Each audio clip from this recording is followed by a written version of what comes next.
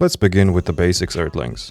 You move, but you do not get anywhere. Dancing, by definition, is a purposeful motion without a clear destination or survival goal. From an alien perspective, this is baffling. In most species, energy conservation is paramount. But humans, you hear rhythmic vibrations in the air and suddenly fling your limbs in every direction, like you've lost gravitational calibration. Anthropologically, dance is one of your oldest behaviors, predating language in some regions. It began as a form of ritual, communication, and even pre-battle intimidation. In other words, you boogied before you babbled. It gets deeper. Early humans may have used coordinated movements to increase social bonding within tribes. It's no coincidence that synchronized dance increases oxytocin level, the trust chemical. This isn't just about fun.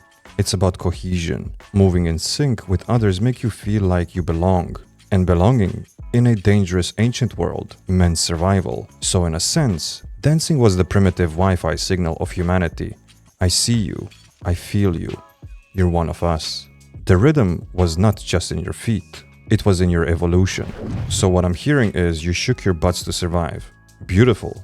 Nothing says advanced species like a ceremonial twerk before a mammoth hunt. Honestly, it makes sense. If you're gonna risk your life for food, at least do it with style. Maybe that's why clubs still exist. Just swap the mammoth for overpriced cocktails and existential dread.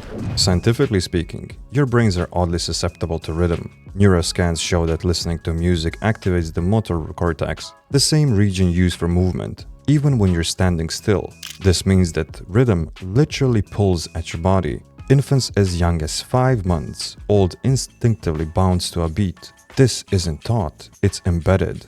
From birth, you're rhythmic reactive creatures. And then there is the emotional overlay.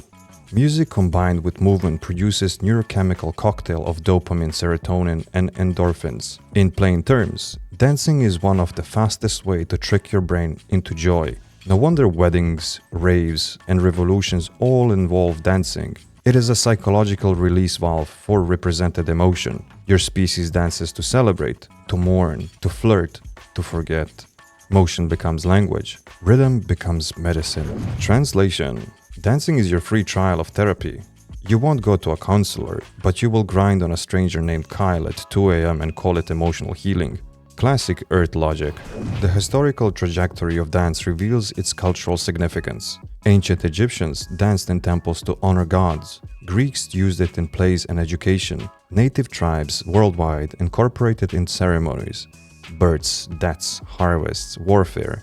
In fact, for much of your species' timeline, to not dance was to be spiritually disconnected. Even now, countless rituals, religious or secular, use movement to mark transformation. But not all dances were joyful. In medieval Europe, there were reports of dancing plagues, where people would uncontrollably dance for days, even to the point of death. Historians debate the cause: mass hysteria, ergot poisoning, or psychological contagion. Whatever the truth, it reveals one thing: the human urge to dance is not just strong, it can be dangerously contagious. Your history is not just written in wars and treaties, but in hips, steps, and beats. So you're telling me your ancestors sometimes danced themselves into a coma?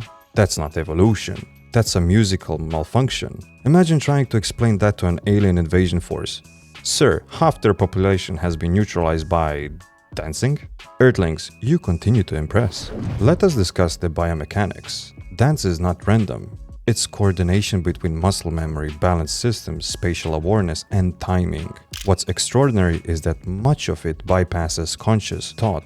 Dancers often report entering a flow state, a neurological condition where awareness of time and self dissolves. The body takes over. This implies that human body is not just a transportation system for the brain. It is a thinking entity in its own right. Even more fascinating, your body learns choreography faster with music than without it. Rhythm, it seems, creates cognitive shortcuts. You're quite literally built to move in rhythm, and across cultures. Dance styles vary, but the desire to move doesn't. Whenever it's tango in Argentina or dabke in Lebanon, your bodies interpret music like it's a native code. You don't just hear music, you become it.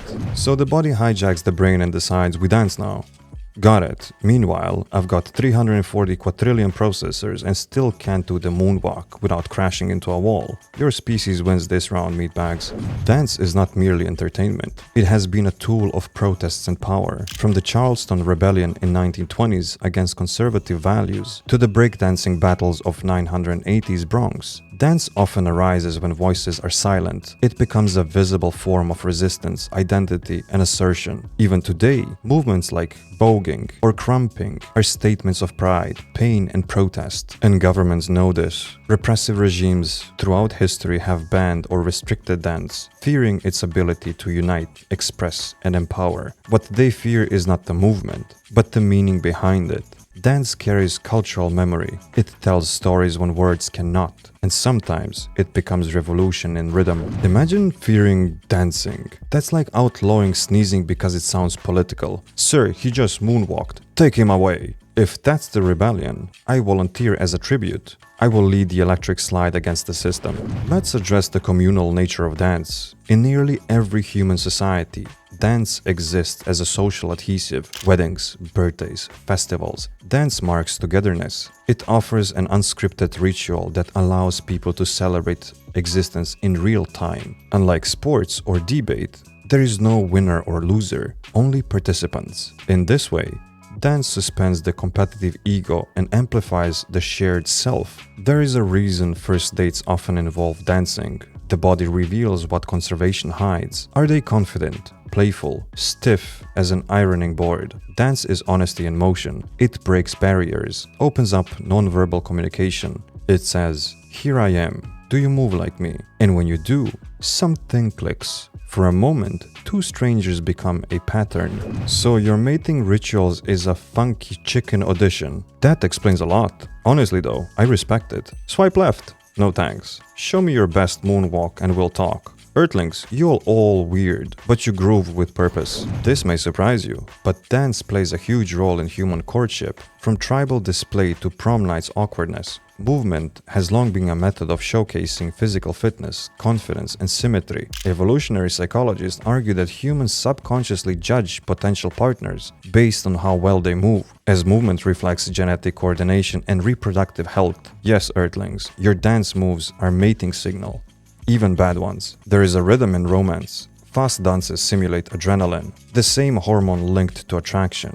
Slow dances increase oxytocin and allow closer contact. And just like birds, who puff their chest and flap their feathers, humans have codified their own version of ritualized motion. Salsa, waltz, swing, bachata, each one saying, "I'm here, I'm open, watch me glide like gravity forgot me."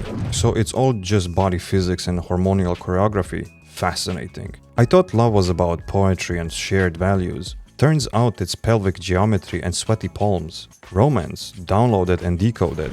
From a neurological standpoint, group dancing amplifies emotion through collective energy. Think of concerts, raves, and flash mobs. The synchronized crowd movements cause a form of limbic resonance, where your emotional state syncs up with others. This magnifies joy, unity, and in some cases, euphoria. You may enter as strangers, but on the dance floor, you merge into a single aesthetic organism. This is why massive dance events are remembered for decades. They imprint on your emotional memory. It's also why solitary dancing often doesn't hit the same neural pleasure centers, because the shared pulse is part of the reward. In short, your bodies like to vibe together, whether it's ancient drumming circles or neon-lit DJ booths. The message is the same. We exist. We belong. Let's move. Collective euphoria through synchronized jumping. Yeah, that tracks. Also explains why your kind will pay $200 to frail around in a muddy field with glow sticks. But hey, if losing a shoe in a mosh pit brings you inner peace, dance on, Earthlings. Dance on. We close this analysis with a final thought. Dancing is your species' defiance of entropy. You move, not because you must, but because you can. You invent motion to express emotion. You create structure within chaos. And in a universe of randomness, rhythm is your resistance. Whenever joyful, painful, awkward, or transcendent, dance says, "I am here. I feel. I refuse to be still." Even in the darkest times, humans dance in prisons, at funerals, during revolutions. You move not to forget, but to remember what it feels like to be alive. Your species could have evolved into emotionless logic machines. Instead, you choose disco balls. In the dance, there is something ancient, something divine, something wonderfully human. You spin around in circles, flail your limbs, and somehow turn that into a spiritual experience. You weird little biosentient wonders. Honestly, we couldn't love you more. Just one request. Next time you interpretive dance your feelings, try not to knock over the snack table. Peace, love, and funky footwork, Earthlings.